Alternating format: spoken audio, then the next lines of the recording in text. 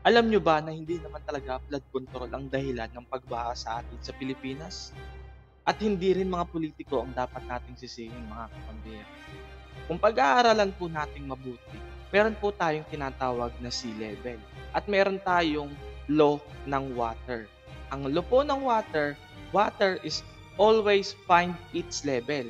Katulad po ng isang baso, kapag tinagilid po natin siya na may lamang tubig, pantay pa rin po yun. Ngayon po, kapag tumataas ang sea level, lahat po ng kailugan natin, kapag naabot na po yun ng sea level, masusugong na po yun. Doon na po nag-start yung pagbaha. Doon na po nag-i-start yung pagbaha. Ito po yung pinakang key point na dapat gusto ko pong i-share sa inyo, mga kapambira. Kung maghahanap po kayo ng lokasyon ng inyong mga tahanan, alamin po ninyo yung altitude from the sea level. Pag sinabi pong altitude, dapat alam niyo kung gaano kataas yung inyong lokasyon mula sa level ng tubig dagat. At kung gaano kataas yung itinataas ng level ng tubig dagat, dapat alam nyo kung hanggang saan yun umaabot. Pwede nyo pong i-google yan, mga kapambira. Marami pong mga instrument. Pwede pong makapagsukat niyan ng altitude. Pwede pong GPS. Pwede pong may mga barometer pong ginagamit dyan. Pinakang common po, mga kapambira, is yung GPS. So kapag nakuha mo na po yung tamang taas, kahit umangat pa po yung sea level sa pinakang sagad niya, yung maximum na tinataas niya tuwing may kalamidad, in that way, safe kayo sa baha, mga kapambira. Ngayon, para saan po yung flood control na ginagawa ng ating gobyerno? Ako sa totoo lang, hindi po flood control ang tingin ko doon.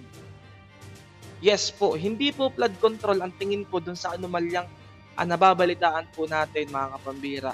Totoo po, hindi po flood control ang tingin ko doon. Ito po ay base po sa aking base sa aking malawak na kaisipan. Kasi halimbawa, mga kapambira, kung meron tayong sea level at yung ginawang flood control ay naabot na rin po nung taas ng level ng dagat, aapaw at aapaw po yun. Useless po talaga yung ginagawang flood control. Para po sa akin, mas malapit-lapit po sa katotohanan na kung tawagin yun ay erosion control or yung pag-erode ng lupa para maiwasan sa mga dalampasigan sa mga kailugan, sa mga baybayin ng ilog. Yun po ang mas malapit-lapit na tawag doon. Kasi kung flood control po, napaka imposible pong makontrol yung baha kasi kung puno na po yung dagat or kung tumaas na yung level ng dagat, hindi na po talaga aanod yung ilog natin. Ang tendency po niyan, pabalik na po yan sa kalupaan. Nakuha po ninyo, mas madali pong tawagin para sa akin na yun ay erosion control. Yung pag-erode ng lupa or pagka-distract ng lupa sa baybayin ng mga kailugan natin. Diba? Mas malapit-lapit na pong tawagin yun na ganon kaysa sa flood control. Kasi hindi po talaga yan kayang kontrolin ng ganong proyekto lang. Nakikita niyo naman po, mga kapambira, sobrang pagbabaha. At karamihan natin nakikita mga post, sinisisi ang flood control. Scam daw. Yes, totoo naman nga. Marami tayong nakikita mga anomalya sa mga budgeting, sa mga implementation, sa pagkakagawa ng mga structure, napakahihina. Yun po. At yan po talaga ay create para magkaroon ng pondo. Pero kung sasabihin pong flood control, hindi po natin siya mapanghahawakan as flood control kasi napakalaki po ng karagatan. Napakalaki po ng karagatan, ilang porsyento lang po ang kalupaan. Kapag tumaas ang tubig sa karagatan at mas mataas na sa kailugan, obviously po, aangat yan sa kalupaan, yan tubig na yan. Doon yan pupunta. Kasi wala nang mapupuntahan sa karagatan. Kaya ito lang po ang tandaan niyo kung kayo po ay maghahanap ng lokasyon ng bahay. Ito po ang i-mindset ninyo na dapat mataas yung inyong altitude from the sea level. Mataas yun. Mataas yung lokasyon ng lugar ninyo. In that case, maa-avoid ninyo yung pagbaha. Hindi tayo magangreklamo sa gobyerno. Yes, totoo naman. Anomalya naman talaga. Pero, yun nga, ulitin ko. Totoo, may bilyong pondo ang nauubos dyan. Pero ang tawag ko dyan ay erosion control. malabong mangyaring flood control yan. Napakahirap po talagang isiping flood control yan. Kaya hindi ko po sinisisi ang gobyerno dahil sa flood control, dahil sa mga anomalya sa flood control ay bumabaha. Wala pa pong flood control, bumabaha na po talaga sa mga lugar na mabababa at malapit sa karagatan at mas mababa or yung level ng kalupaan nila ay napakababa lang na madaling maabot ng tubig ng dagat. Yun po yun mga kapambihira. So yun lamang po, hopefully po meron po kayo nag-get dito sa aking idea na to. Yes po, ang flood control po ay maraming anomalya, totoo yan, pero dapat hindi natin sinisisi yung pagbaha dun sa flood control kasi hindi po talaga yan kayang sawatain ng ganong proyekto. Hindi po yun flood control. Erosion control lang yun. Hindi yun kaya, sa pamamagitan ng harang lang na yun, flood control na yun, hindi po yun kayang harangan. Tubig yan. Ang mahaharangan doon, yung lupa mag-erode. Pero yung tubig, hindi mo yun mahaharangan. Hindi mo yun mahaharangan unless na lang mag-create ka ng sobrang laki na container katulad ng sinasabi ni yung napapakinggan natin dati na iipunin yung tubig.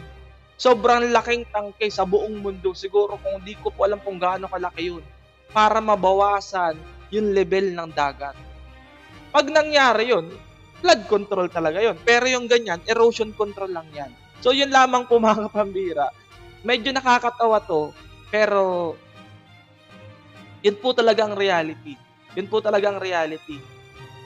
Yes, scam po yung flood control na yun. Hindi po talaga yung flood control. Erosion control lang yun. So hindi dapat natin sinisisi ang gobyerno kasi erosion control lang po yun.